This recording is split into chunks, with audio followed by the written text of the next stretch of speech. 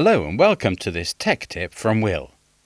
In the last video I looked at the settings for a Generation 1 virtual machine in Hyper-V. You should now have a basic understanding of how to configure a Generation 1 virtual machine. In this video I'll show you how to create and configure a Generation 2 virtual machine. I'll also look at some of the differences between Generation 1 and Generation 2 virtual machines. Generation 2 virtual machines were first introduced in Windows 8.1 and Windows Server 2012 R2. Generation 2 virtual machines use newer, more up-to-date virtual hardware than their Generation 1 counterparts. On the flip side, however, Generation 2 virtual machines offer only limited operating system support. I'll now change over to my Windows 10 professional computer to show you how to create and configure a Generation 2 virtual machine. From the desktop of my Windows 10 professional computer, I'll first open Hyper-V Manager from the Start menu. With Hyper-V Manager open, notice under the Virtual Machines heading that we have just one virtual machine named VM1. This is the Generation 1 virtual machine I looked at in the last video.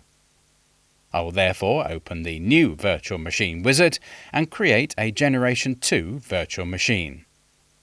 If I next pass the Before You Begin page, I'll name the virtual machine as VM2. As with my Generation 1 virtual machine, I'll tick the checkbox Store the virtual machine in a different location. My choice of location is my E drive, which is located on a completely separate hard disk to my Windows 10 operating system. Next, I will choose to make this virtual machine a Generation 2 virtual machine. Remember, Generation 2 virtual machines are only able to run 64-bit versions of Windows 8, Windows Server 2012 and above. Support for all 32-bit operating systems has been dropped entirely. Next, I will assign this virtual machine 4 GB of RAM memory and will turn off the dynamic memory feature. At the moment, I'm not concerned with connecting this virtual machine to a network, so I will skip the next step completely. To keep things simple, I will choose not to create a virtual hard disk at this point. In a later video, I will cover virtual hard disks in more detail. For now, I will skip this step and will create the virtual machine. The virtual machine will take a matter of seconds to create. Once the virtual machine has been created, it will appear listed under the Virtual Machines heading under Hyper-V Manager. To configure my VM2 virtual machine, I will right-click on the virtual machine and will select Settings. This will open the Settings dialog box for the virtual machine. As with Generation 1 virtual machines, the settings for a Generation 2 virtual machine are divided into two sections: Hardware and Management. One advantage to Generation 2 virtual machines, as you can probably tell, is that there's far less virtual hardware than in Generation 1 virtual machines. Having less virtual hardware means that there are fewer settings to configure. In my personal opinion, Generation 2 virtual machines are easier to understand and configure because of the reduced amount of virtual hardware. Let's now take a look at the hardware settings for a Generation 2 virtual machine. The first setting is the Add Hardware setting.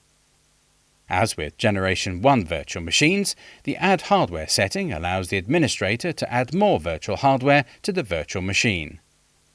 With Generation 2 virtual machines, the administrator is able to add 4 types of virtual hardware, down from 5 types in the Generation 1 virtual machines. Notice that the legacy network adapter found in Generation 1 virtual machines is no longer available. More on that in a moment. The first type of virtual hardware is the SCSI controller. With Generation 2 virtual machines, SCSI controllers are now the only type of controller available. If you recall from the last video, Generation 1 virtual machines come with 2 IDE controllers by default. Recognizing that IDE controllers are now a legacy technology, Microsoft has dropped support for IDE controllers entirely in their Generation 2 virtual machines. However, on that note, it should be pointed out that the SCSI controller has been updated and improved for Generation 2 virtual machines. The most notable improvement is that SCSI controllers are now capable of booting an operating system, something which was not possible in Generation 1 virtual machines.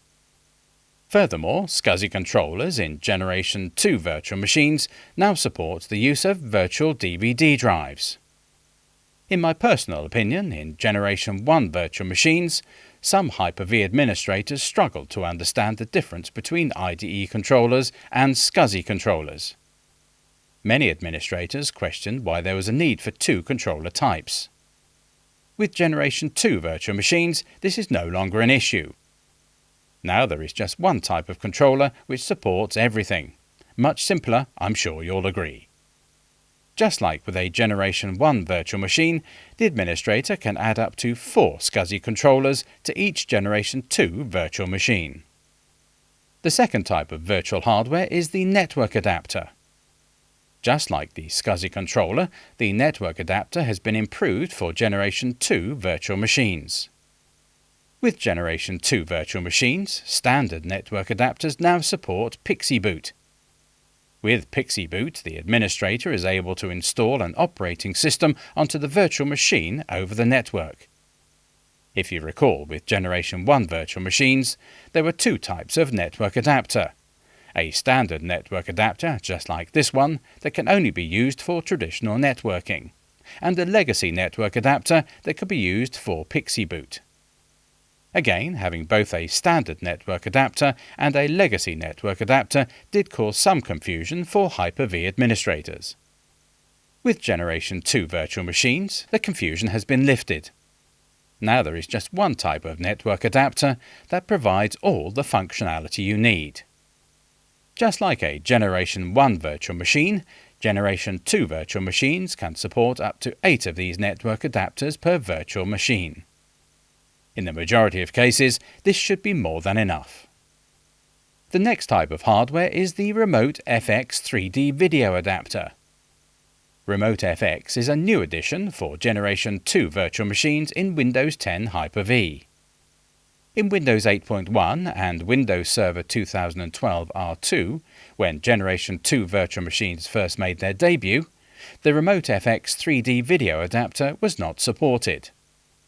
To use Remote FX, the administrator had no choice but to stick with Generation 1 virtual machines. Now, with Windows 10, the Remote FX 3D video adapter is fully supported on Generation 2 virtual machines. If you recall from the last video, the Remote FX 3D video adapter provides better graphics for your virtual machines. That is, when the Remote FX 3D video adapter is added to the virtual machine, a WDDM driver is installed onto the virtual machine's operating system. Using this driver, the virtual machine is able to offer a richer graphical experience. As with Generation 1 virtual machines, you can only add just one Remote FX 3D video adapter to each virtual machine. The final type of hardware is the Fiber Channel Adapter. The Fiber Channel Adapter allows Hyper-V administrators to connect their virtual machines directly to fiber channel storage arrays. However, to use Virtual Fiber Channel with your virtual machines, you first have to meet some prerequisites. First, your virtual machines must be running an operating system that actually supports Virtual Fiber Channel. At the time this video was recorded, Microsoft supports Virtual Fiber Channel for the following operating systems: Windows Server 2008, Windows Server 2008 R2, Windows Server 2012, and Windows Server 2012 R2. As newer operating systems are released, you should consider checking the Microsoft website to make sure these are supported. Secondly, Virtual Fiber Channel is dependent on your Windows 10 Hyper-V computer having one or more Fiber Channel host bus adapters installed. In addition, your host bus adapter must be using a driver that supports Virtual Fiber Channel. To obtain the latest drivers for your host bus adapter, check the vendor's website. Assuming these prerequisites are met, the administrator can mount these virtual fiber channel adapters to the physical host bus adapter installed on your Windows 10 Hyper-V computer. This allows the virtual machine to connect directly to the fiber channel storage array. With Generation 2 virtual machines, Hyper-V supports up to 4 fiber channel adapters per virtual machine. The next setting I will look at is the firmware setting. In Generation 2 virtual machines, the firmware setting replaces the BIOS setting found in Generation 1 virtual machines. In Generation 2 virtual machines, support for BIOS has been dropped entirely and replaced with newer UEFI firmware. Generation 2 virtual machines are fully UEFI compatible. On this page, the administrator is able to adjust the boot order for the virtual machine. The boot order determines which virtual hardware the virtual machine will attempt to boot an operating system from. This is essentially the virtual equivalent of the boot order found in a regular physical computer. In the case of this virtual machine, the only boot device currently available is the network adapter. With Generation 2 virtual machines, the boot order is populated with bootable devices after those devices have been added to the virtual machine. For instance, if I select the SCSI controller on this virtual machine and then add a virtual DVD drive to the SCSI controller, notice that the virtual DVD drive is now appearing as a bootable device on the firmware screen. Just like the boot order on a regular computer, the administrator is able to adjust the boot order as required using the Move Up and Move Down buttons. When booting a Generation 2 virtual machine, Hyper-V will search the devices starting from the top and working down to the bottom. Next, we have the security setting. The security setting is only available for Generation 2 virtual machines. As the name suggests, the security setting allows the administrator to add some additional security to their Generation 2 virtual machines. The first security setting available here is Secure Boot. Secure Boot is a feature that was introduced with UEFI. Since Generation 2 virtual machines conform to the new UEFI standards, it makes sense that the Secure Boot feature should also be available for Generation 2 virtual machines. Secure Boot is a feature that prevents unauthorized software, drivers and malicious code from running whilst the operating system boots up. If any malicious code is detected, the operating system may not start. To use Secure Boot on a Generation 2 virtual machine, all you have to do is tick the Enable Secure Boot checkbox. With Secure Boot enabled, the administrator must then choose a template to use with Secure Boot. Templates are brand new to Windows 10 Hyper-V. Templates were added to make the Secure Boot feature more compatible with virtual machines running a Linux operating system. In Hyper-V for Windows 8.1 and Windows Server 2012 R2, Secure Boot was difficult to get working on virtual machines running a non-Microsoft operating system. Templates are designed to fix this. There are 2 templates to choose from: Microsoft Windows and Microsoft UEFI Certificate Authority. The template you use depends entirely on the operating system installed on the virtual machine.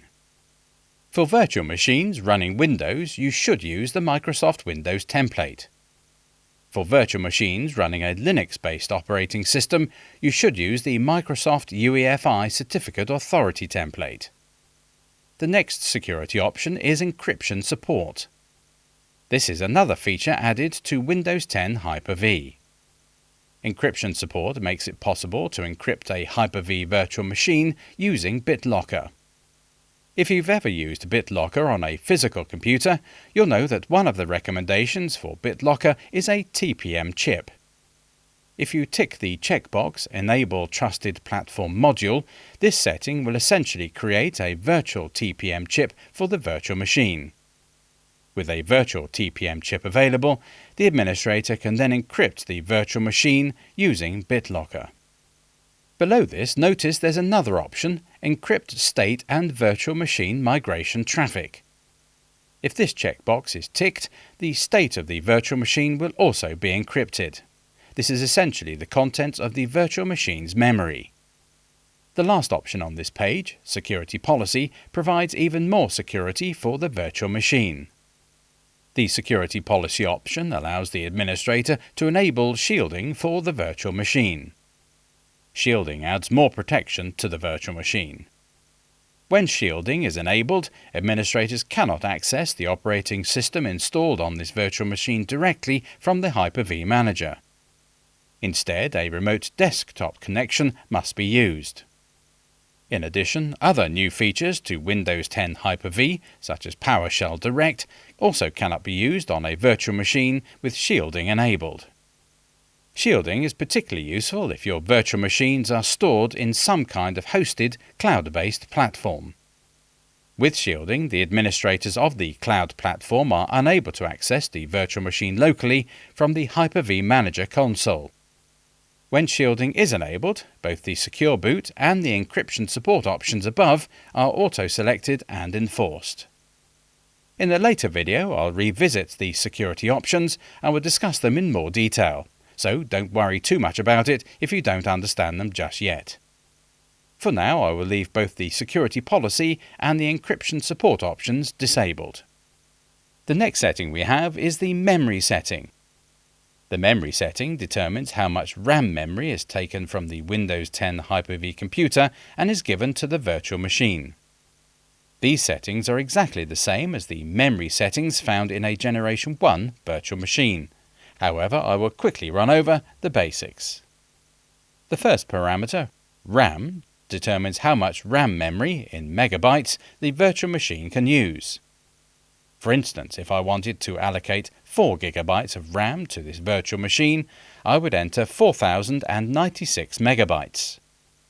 The only other setting worth mentioning is dynamic memory. Dynamic memory is a feature that allocates RAM memory more efficiently amongst virtual machines.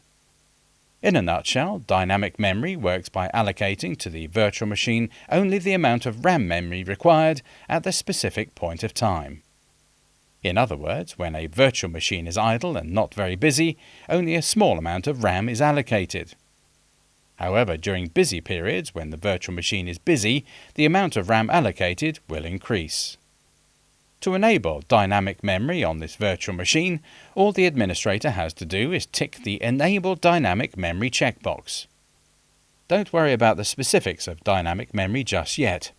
Later in the course, I will cover dynamic memory in a lot of detail. The next setting on this list is the processor setting. The processor setting determines how much processor power the virtual machine can access on the Windows 10 Hyper-V computer. Again, these settings are largely unchanged from Generation 1 virtual machines. The most important setting on this page is the number of virtual processors. In Hyper-V, a virtual processor is essentially one processor core. As such, if you were to increase the number of virtual processors, you are essentially allowing the virtual machine to access more of the processor cores on the Windows 10 Hyper-V computer.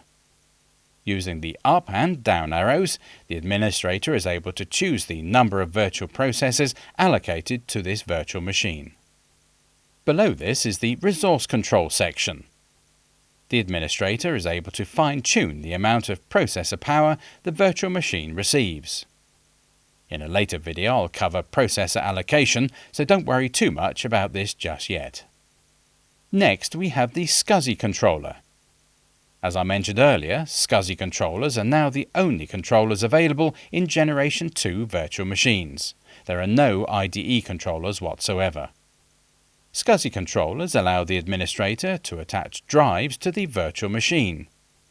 The first type of drive that can be attached is the hard drive. In Generation 2 virtual machines, a hard drive can be either a virtual hard disk or even a physical hard disk installed in the Windows 10 Hyper-V computer. When a physical hard disk is directly attached to the Hyper-V virtual machine, these are known as pass-through disks. Remember, SCSI controllers in a Generation 2 virtual machine are now capable of booting an operating system. This was not possible in Generation 1 virtual machines. As such, the drive that contains the operating system for your Generation 2 virtual machine should always be attached to a SCSI controller. In a later video, virtual hard disks and pass-through disks will be covered in a lot of detail, so don't worry if this is a little confusing at present. The second type of drive you can attach is a virtual DVD drive. In Generation 1 virtual machines, attaching a virtual DVD drive to a SCSI controller is not supported. Instead, virtual DVD drives had to be attached to an IDE controller. Since there are no IDE controllers in a Generation 2 virtual machine, the administrator is now able to attach virtual DVD drives to a SCSI controller instead. With the virtual DVD drive attached, the administrator is able to mount an ISO file to the virtual machine. ISO files are particularly useful when installing an operating system onto the virtual machine. Nowadays, the majority of operating systems are sold as ISO file downloads rather than being purchased off the shelf, so it makes sense that the virtual machines also support this file format. It's worth noting at this point that Generation 2 virtual machines do not support physical optical media drives. That is, the administrator is no longer able to mount a physical optical drive in the Windows 10 Hyper-V computer to the virtual DVD drive. This functionality does exist for Generation 1 virtual machines, but has been dropped for Generation 2 virtual machines. As I mentioned earlier, the majority of operating systems and software nowadays is purchased as downloads from the internet. As a result, we're seeing less and less use of optical media. Although I personally think this decision was a little premature, I would guess that Microsoft's logic here is aimed at keeping their Generation 2 virtual machines modern, by encouraging the trend of purchasing software directly from the internet. The final type of drive you can attach is a shared drive. A shared drive is essentially a virtual hard disk that is shared. In a nutshell, a shared virtual hard disk is a virtual hard disk that is attached to multiple virtual machines at the same time.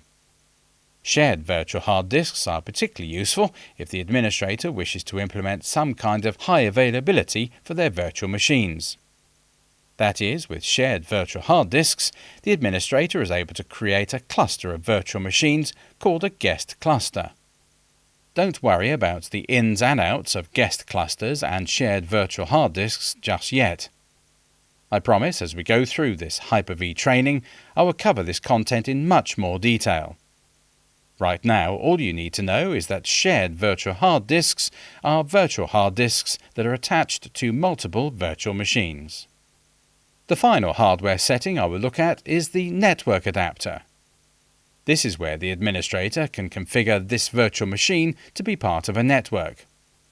These settings are pretty much the same as the settings found in a Generation 1 virtual machine, so I'll quickly run through them. The most important parameter on the screen is the virtual switch parameter. To connect a virtual machine to a network, the administrator must first create and attach a virtual switch to the virtual machine. From the virtual switch drop-down, the administrator is able to choose which virtual switch the virtual machine should use. Currently, the only section I have is Not Connected. This is because I've not yet created any virtual switches. In an upcoming video, virtual switches will be covered, so don't concern yourself too much with them just yet. Below this is the VLAN ID parameter. Generation 2 virtual machines are totally VLAN compatible. Here, if the administrator ticks the checkbox, Enable Virtual LAN Identification, you can enter the VLAN identifier you want the virtual machine to use. The option below this, Bandwidth Management, allows the administrator to fine-tune the amount of bandwidth the virtual machine can use. To configure bandwidth management, all you have to do is tick the checkbox Enable Bandwidth Management. Once ticked, the administrator can then set the minimum and maximum amount of bandwidth the virtual machine can use. In a later video, I'll cover all of these parameters in more detail. For now, all you need to know is where to find them. That covers all of the hardware settings for a Generation 2 virtual machine. I'm sure you'll agree the virtual hardware found in Generation 2 virtual machines is much easier to configure than Generation 1 virtual machines. I'll now move on and take a look at management settings. All of these settings are exactly the same as the management settings found in Generation 1 virtual machines, so I'll run through them very quickly. The first of the management settings is the name setting. From here, the administrator is able to change the name of the virtual machine. Below this, the administrator is able to record any important notes concerning the virtual machine. These notes could include helpful information for other administrators, such as the operating system version and which applications are installed, for example. The next setting is Integration Services. Integration services are additional drivers and services that can be installed onto a Hyper-V virtual machine by an administrator. Integration services are designed to make Hyper-V virtual machines easier to manage. Over the years, integration services have been improved and new integration services have been added.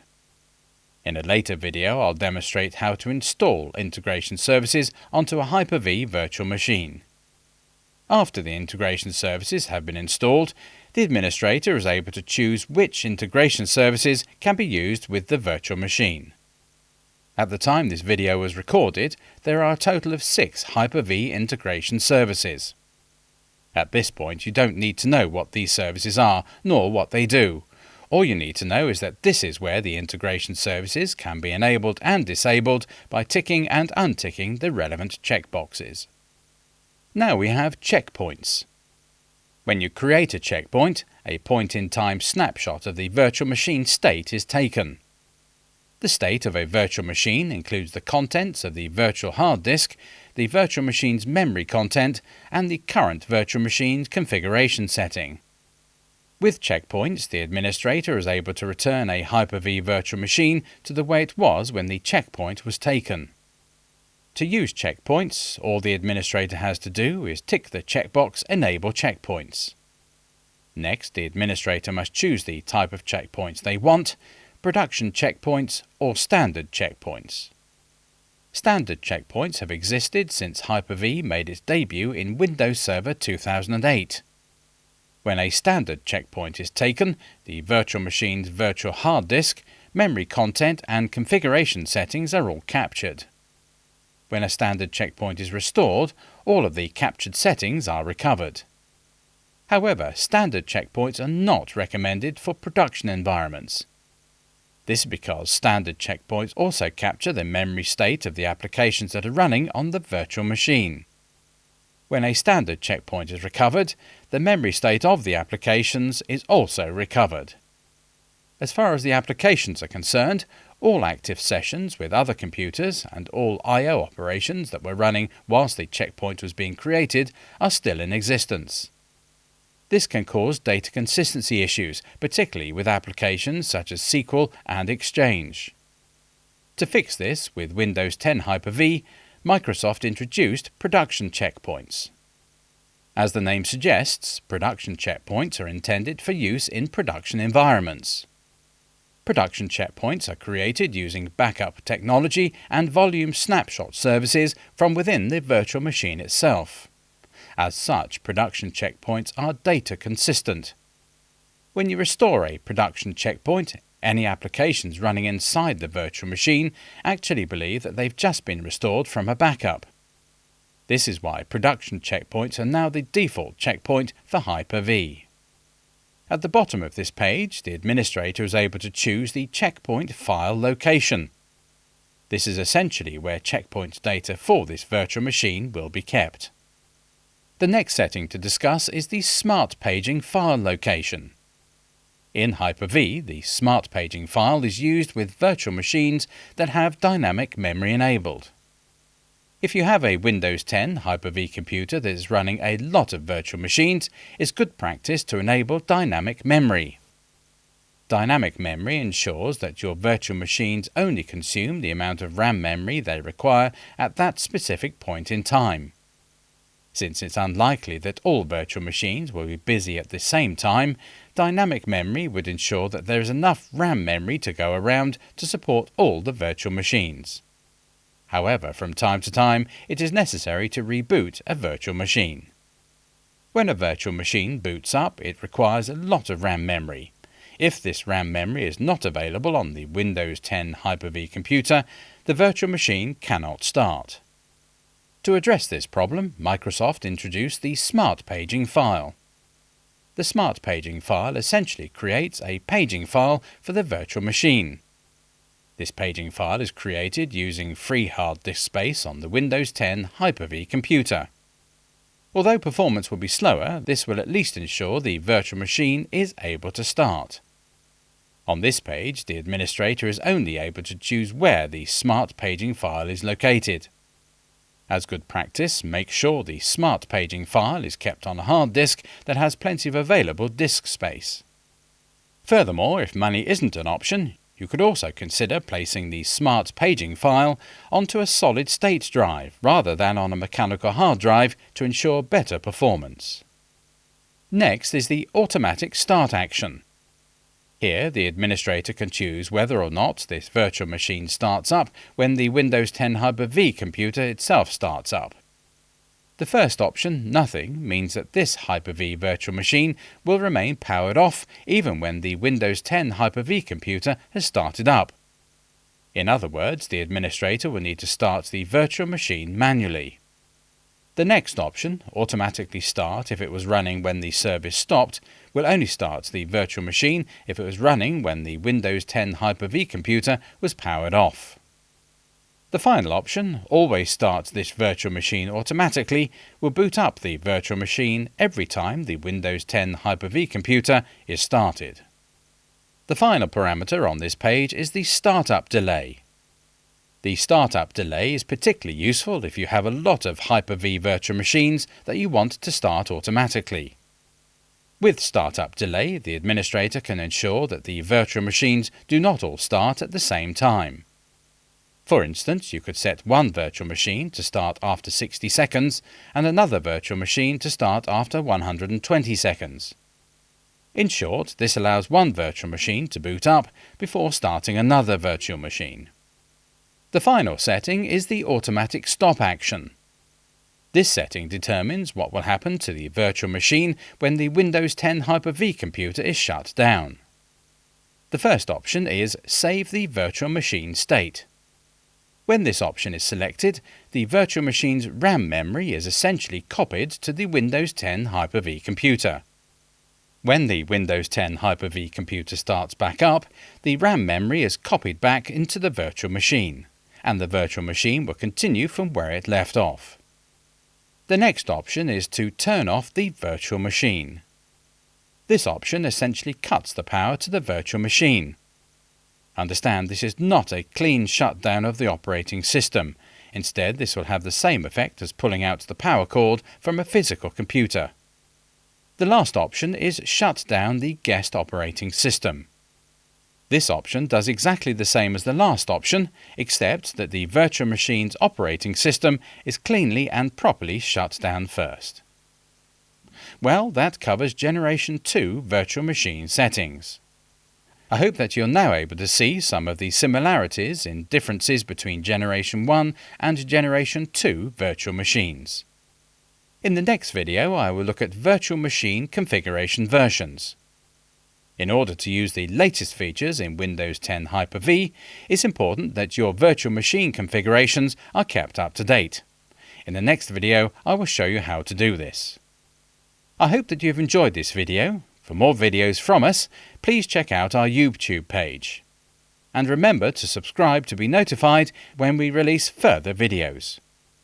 Many thanks, and we'll see you on the next Tech Tip.